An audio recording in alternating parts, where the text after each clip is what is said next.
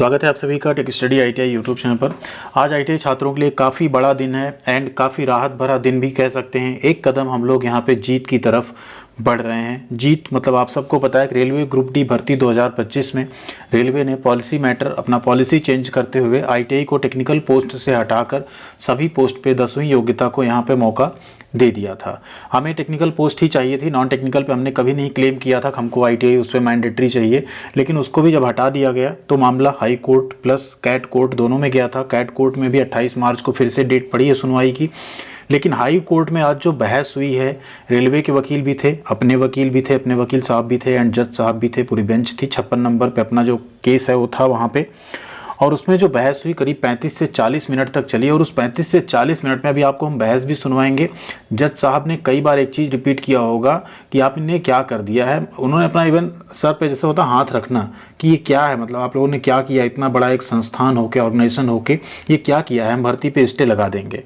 तो क्या भर्ती पे स्टे लग सकता है, आगे क्या होगा उसके बारे में पूरी अपडेट इस वीडियो में देखेंगे एंड आपको हम क्लिप भी सुनवाएंगे। पूरा तो नहीं सुनवाएंगे, वीडियो काफ़ी लंबा है जो लाइव था, बट आपको क्लिप भी हम दिखाएंगे जिसमें जज साहब ये कहते हुए नजर आ रहे हैं और कहीं ना कहीं रेलवे के जो वकील है ना वो बैकफुट पे नजर आ रहे हैं। वो जवाब ही नहीं दे पा रहे थे। 20-25 मिनट बाद उन्होंने एक जवाब भी दिया कि सर हमने 28 को नोटिफिकेशन दिया था, 2 को हमने ये दिया, वो इंटीमेशन नोटिस था, इस टाइप का इंडिकेटिव नोटिस था। तो उसी पे उन्होंने कहा कि ये क्या मतलब इंडिकेटिव नोटिस, पहली बार हम सुन रहे हैं। डिटेल नोटिस आता है, इंडिकेटिव नोटिस क्या होता है? नोटिस तो नोटिस है, आपने भर्ती तो नोटिफाई की ना, इन बिटवीन आपने क्या कर दिया? क्या आपको सुप्रीम कोर्ट की वो गाइडलाइन, सुप्रीम कोर्ट के वो नियम्स नहीं पता है? आप भूल गए हो जो भी रूल्स थे? तो ये सारी बातें आज वहाँ पे हुई हैं।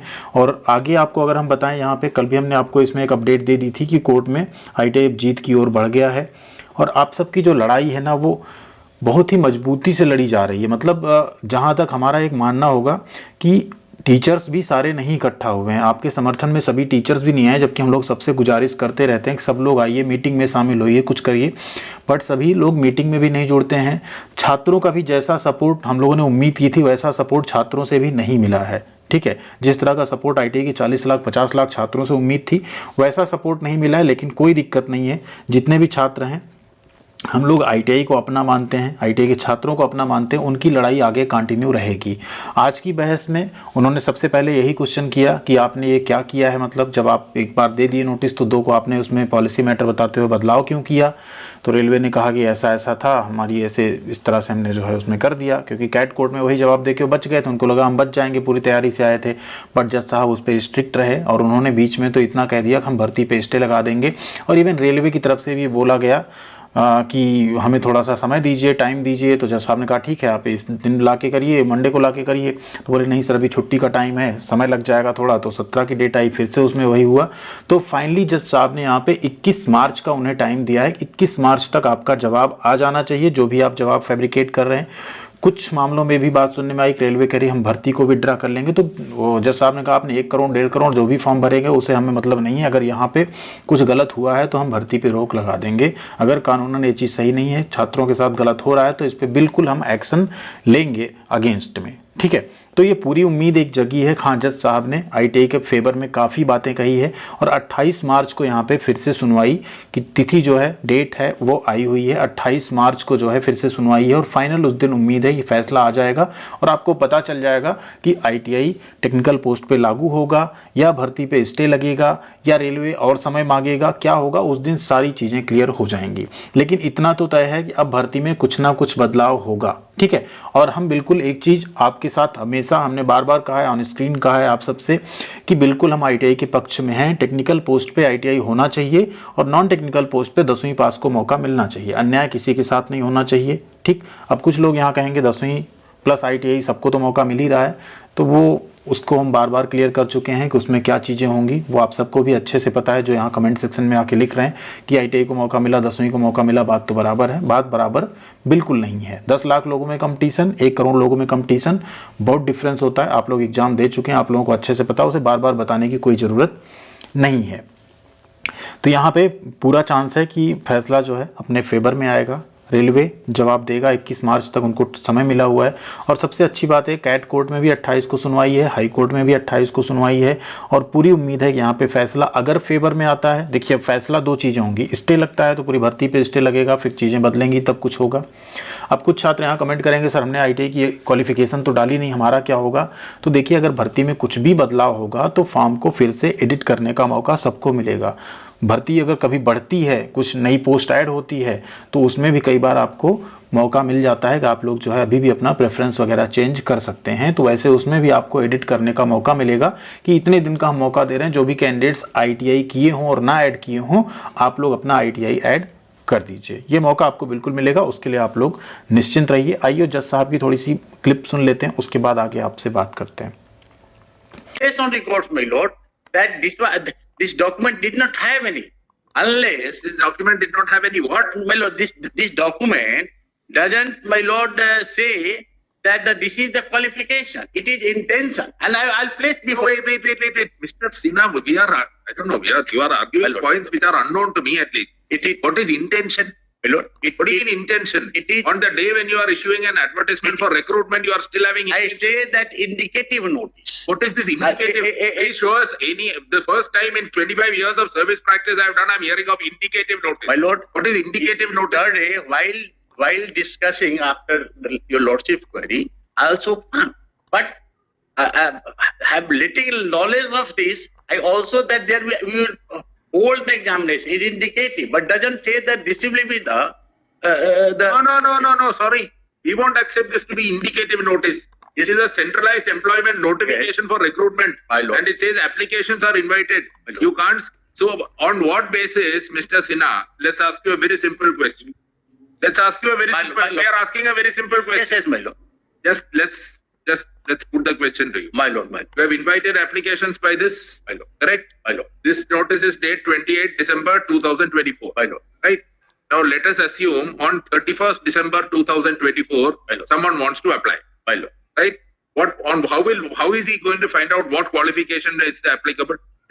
He will be eligible. He should keep himself ready when it is advertised. An advertisement. No, this is an advertisement, please. My lord. If you are going to say this is not an advertisement, rejected. This is, my lord, this is, now if your lordship after a week, I will come with them. In the meanwhile, we will stay the My recruit. lord, now, No, we will have it whenever you want. My lord, Meanwhile, we will stay the my recruit. lord, kindly see me.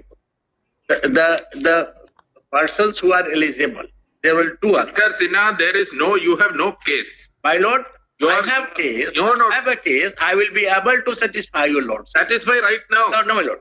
My lord, Then sometimes. in the meanwhile, no recruitment. My lord, kindly. Because people will start applying and they will be My lord, sent out. the people who were to apply have already applied. So then you stay the procedure. My lord, the people who were to apply. Not continue with the processing of the application. My lord. They have applied. My We'll lord. see what happens. Yes. What? Here, application doesn't give any right to anyone. My lord, anyway. Even likewise, he doesn't have a right. I will allow it. It requires consideration. I don't say, my lord. No consideration. If you don't satisfy us, we will stay this procedure. My lord, Sorry. my lord, therefore, Completely illegal. if my lord, 22nd February, within 8 days, nothing is to go. No, then you say nothing will happen. You say you will not proceed with the recruitment till the next date. My lord, You have no difficulty. my lord, Mr. Sinha, this is completely My lord, it is contrary to the constitution. I say, my Court. lord, now, Supreme Court is in my favor. I know, my lord. Your favor. My lord, I am not having my lord here. Prima facie, your lordship has taken. My lords have not taken a final view. My lord, I will be able to satisfy. I am saying that I am not here today with all arguments and no. Then you tell us tomorrow, day after. My lord. Till then, we will say not. My lord, with this record. even, my lord, can you see the situation? This is centralized, but all recruitment board, there are 7, 8, 9 recruitments all over India.